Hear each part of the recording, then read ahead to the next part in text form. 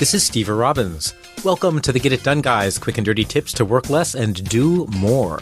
Getting what you want requires aligning 3 areas of your brain: behaviors, beliefs, and identity.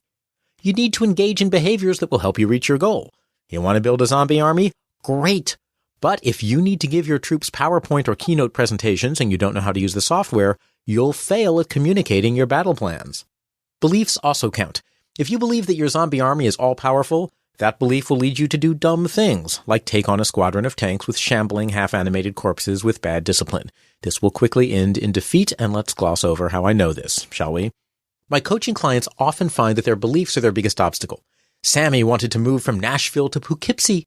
Of course, Sammy declared, I have responsibilities. The soonest I could move would be April. Not really. You can go tonight, I explained. Just buy a plane ticket. A smile broke across Sammy's face as the truth sunk in. As Sammy leaped up to buy a plane ticket, I added, but only after payment for your coaching session clears. After all, I have a responsibility to help my clients live lives of financial integrity. Identity is where it's at. Most powerful of all is identity. That's who we are. I could start a company, but I'm not an entrepreneur. I'm an overachiever. I am a naturally good speller. These are all identity statements. Some are more powerful than others. A powerful identity doesn't guarantee success. You still need the beliefs, the behaviors, and the opportunity. But with a powerful identity, you'll go out, find the beliefs, learn the behaviors, and seek out the opportunity. David was a dating disaster. He would say, do, and wear the wrong thing. I'm just a clueless geek, he'd say. Well, if that's his identity, is it any wonder that he's single? Then he was cast in a play as a suave romantic. He's a good actor.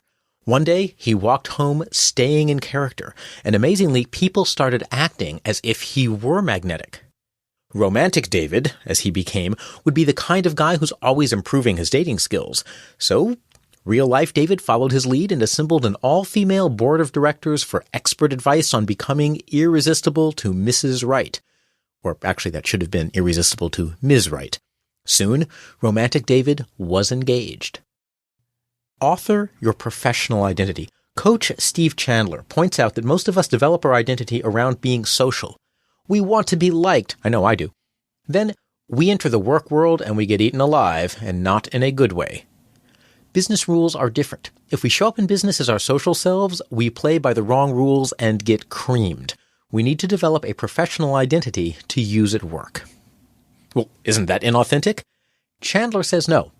Your social self comes from your parents' TV and cereal commercials, but you're free to author your own professional identity. Learn more about how to keep your professional self out of hot water in Modern Manners Guy's new book, Reply All and Other Ways to Tank Your Career. You can add identities. The best part is that identities are free. I just refined my own professional identity.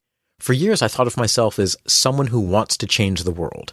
Well, that identity implies that I'm not someone who's changing the world, so I updated it to I am a world changer.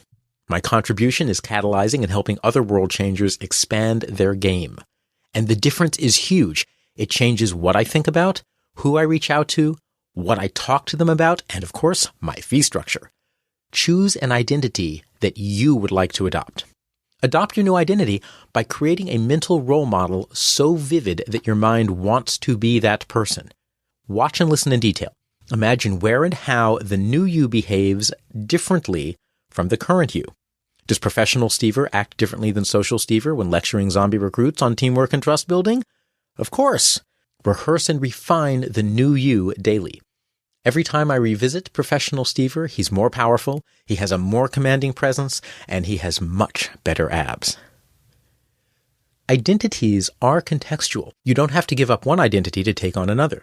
Identities can just be aspects of yourself. Social Stever is kind. My pal Bernice asks, how does my new outfit look? Social Stever says, I love it. I didn't realize spandex was still au couture. Oh, you go, girl. Professional Stever operates around effectiveness.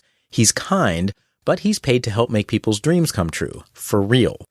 He says, spandex might not flatter the body parts you most want flattered. Let's grab a style consultant and see if we can improve. You want flexibility in your identities.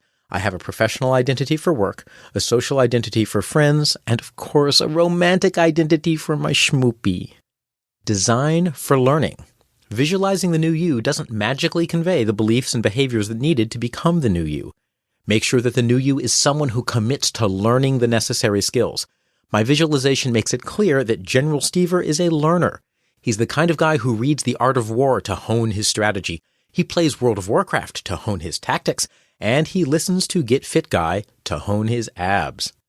The more time I spend with him mentally, the more I become him on the outside. So, keep being you and be someone better. I recommend taking Chandler's advice and start by crafting a professional you. Visualize professional you daily and contrast professional you with social you. How does professional you interact with colleagues, run meetings, keep their word, deal with difficult people? Visit the new professional you on a regular basis in your mind, and you just may find you can become professional you whenever you need. This is Stever Robbins. Email questions to getitdone@quickanddirtytips.com. I partner with highly successful people to help them achieve extraordinary things in high-value, one-on-one coaching situations. If you want to know more, visit steverrobbins.com. That's SteverRobbins.com. Work less, do more, and have a great life.